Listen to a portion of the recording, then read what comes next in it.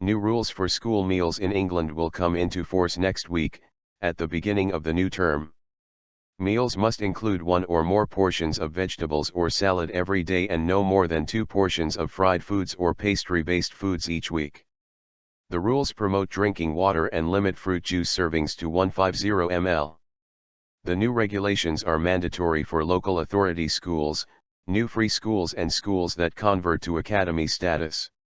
They stipulate 1 or more portions of vegetables or salad as an accompaniment every day. At least 3 different fruits and 3 different vegetables each week. An emphasis on whole grain foods in place of refined carbohydrates. An emphasis on making water the drink of choice. Limiting fruit juice portions to quarter pints, 150 ml. Restricting the amount of added sugars or honey in other drinks to 5%.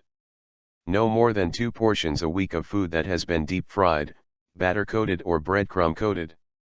No more than 2 portions of food that include pastry each week. A portion of milk, lower fat and lactose reduced, to be made available once a day. Details of the new school food plan were unveiled by ministers in June, following a review of school meals by founders of the Leon food chain John Vincent and Henry Dimbleby.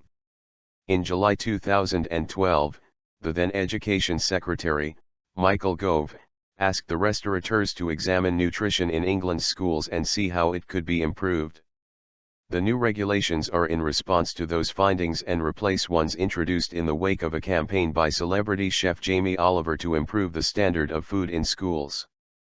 Mr. Oliver led a successful campaign to ban junk and processed food from school canteens, and tight nutritional guidelines were brought in. However, he expressed frustration at the time that academy schools were exempt from these rules. Academy exemption. Under the new school food plan, academies established before 2010 or after June 2014 are obliged to follow the standards set out. But those founded between 2010 and June 2014 remain exempt. The Department for Education said these schools were being encouraged to sign up to the plan voluntarily, and hundreds had already done so. The department said the previous rules had done much to improve school food but were complicated and expensive to enforce. The revised regulations were intended to give school cooks more flexibility, it said. Dr. Patricia Mukavely, head of nutrition at the Children's Food Trust, welcomed the new standards, saying variety was key. We tested the new standards with the people who would be using them, school caterers and cooks, she said.